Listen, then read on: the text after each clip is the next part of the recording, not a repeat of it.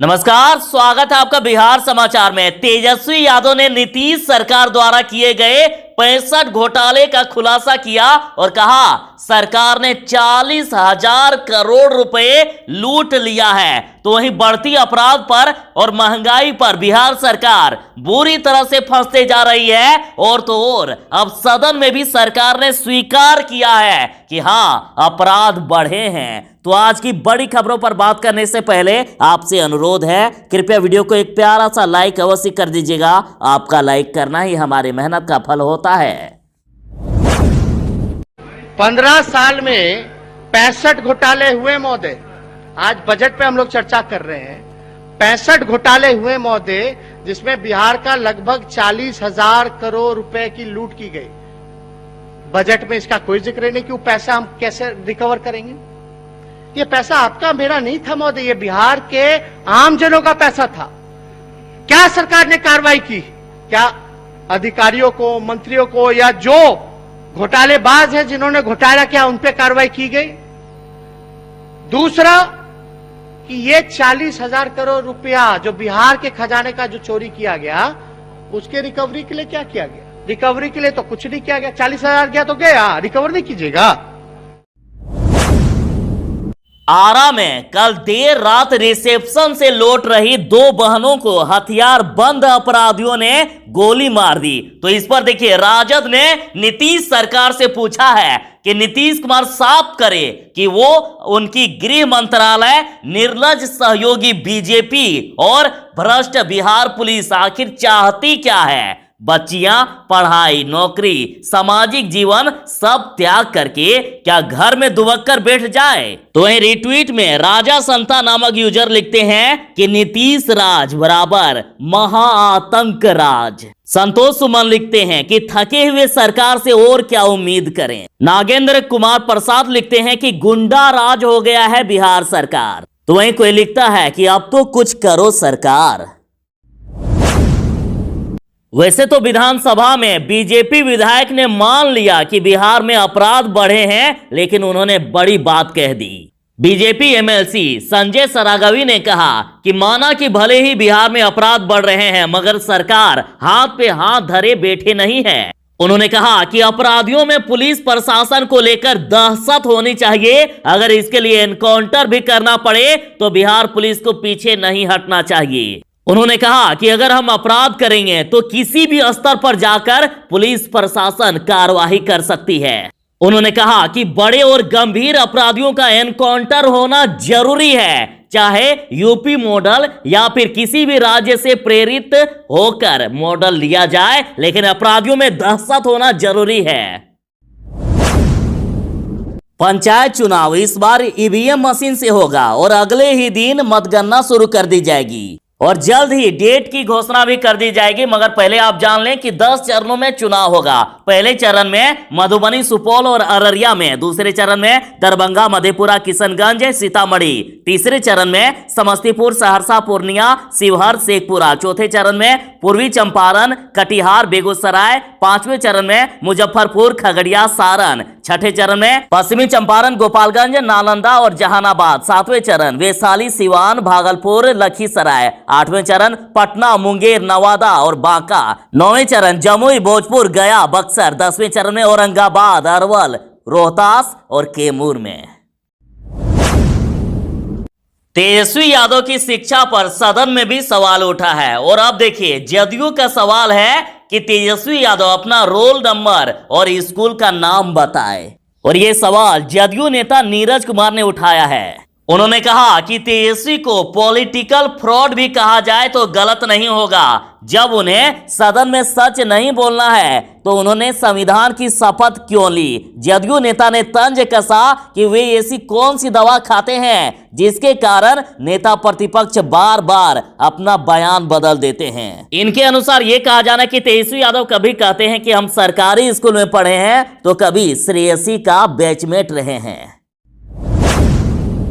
बिहार के शिक्षा मंत्री ने बड़ा ऐलान कर दिया है। अब प्राइमरी स्कूलों में स्थानीय भाषा में पढ़ेंगे बच्चे। शिक्षक पूछेंगे बच्चों से कि का हो, का हाल बा, काल स्कूल काहे ना आयल रहल। अब भोजपुरी, मैथिली, अंगिका और बज्जिका भाषा में पढ़ाई होगी। जैसे आरा के छोटे बच्चे भोजपुरी में पढ़ेंगे तो दरभंगा के छोटे बच्चे मैथिली में, तो वहीं बेगूसराय में अंगिका में पढ़ाई होगी। अब आरा के शिक्षक भोजपुरी में पूछेंगे कि का हो, का हाल बा, तू क ख ग घ ठीक से लिखा, तो मैथिली के शिक्षक कहेंगे कि की हाल चाल छे, तू बढ़िया से क ख ग घ लिख।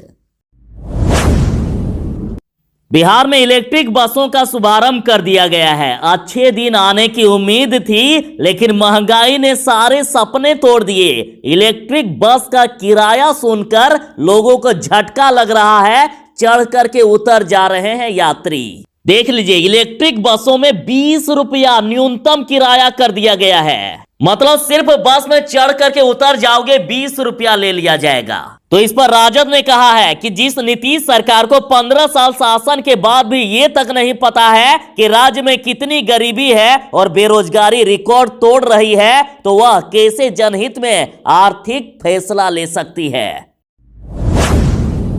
वैसे तो मुख्यमंत्री नल जल योजना की शिकायतें कम होने का नाम नहीं ले रहा है। कहीं पर मोटर जल गए हैं तो किसी के घर में कनेक्शन नहीं दिया गया है, तो कहीं पर जल मीनार ही ध्वस्त हो जा रहा है। लेकिन देखिए, सरकार ने बड़ी पहल कर ली है। अब गया जिले में नल जल से यदि पानी नहीं आ रहा है तो टोल फ्री नंबर जारी कर दिया गया है। आप उस पर फोन करें, तुरंत ही समाधान किया जाएगा। तो गया जिले वाले ये नंबर नोट कर लें, 0631, ये कोड नंबर हो गया। बाकी फोन नंबर है 5 टाइम्स 253 या फिर 5 टाइम्स 259।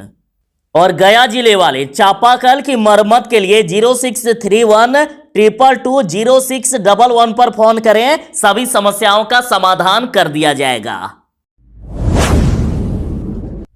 नीतीश कुमार जी के ड्रीम प्रोजेक्ट नल जल योजना की हालात इतनी खराब है कि सदन में आज मंत्री जी घिर गए। सबसे पहले आप इस जर्जर जल मीनार को देखिए। मामला औरंगाबाद जिले अंतर्गत प्रखंड कटुबा के ग्राम पंचायत सूही के वार्ड नंबर 13 का है। और सदन में मंत्री जी कह रहे थे कि जल मीनार बिल्कुल ही ठीक है, वहां से पानी का सप्लाई भी हो रहा है। इसके बाद फिर क्या था, वहां के विधायक ने कहा कि जल मीनार तो हवा में उड़ गया है, वो बिल्कुल ही जीर्ण शीर्ण अवस्था में है। उन्होंने कहा कि काहेला सदन को झूठ मूठ का गुमराह कर रहे हैं, लोगों को क्यों पानी पिला रहे हैं, जब वहां का जल मीनार हवा से उड़ गया है, बिल्कुल ही टूट गया है, और आप यहां सदन में लोगों को गुमराह कर रहे हैं। उन्होंने कहा कि सदन को गुमराह मत कीजिए।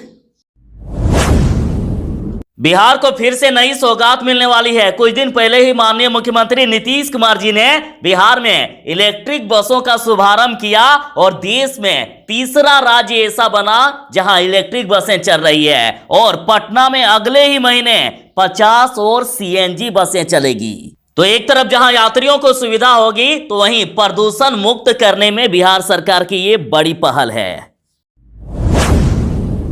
नीतीश कुमार के सुशासन कहे जाने वाले राज्य में अपराधियों का मनोबल 7वें आसमान पर है। लगता है कि इनको अब किसी का भी डर नहीं। देखिए, एक ही रात में 1-2 नहीं बल्कि 5 चोरियां कर दी गई। खबर है नवादा से। नवादा बिहार शरीफ मार्ग पर एक साथ 5 दुकानों में चोरी करके 10 लाख से भी ज्यादा का सामान लेकर आराम से चलते बने। और इसके बाद पुलिस महकमे में हड़कंप सा मच गया है। तो क्या सीएम साहब, कब थमेगा बिहार में अपराध, कैसे जिएंगे बिहार के लोग? यही है नीतीश सरकार का सुशासन राज। देखिए, पटना से खबर है कि पहले खिलाया चिकन रोटी, फिर हाथ बांधा और पुआल के ढेर में रखकर जला डाला।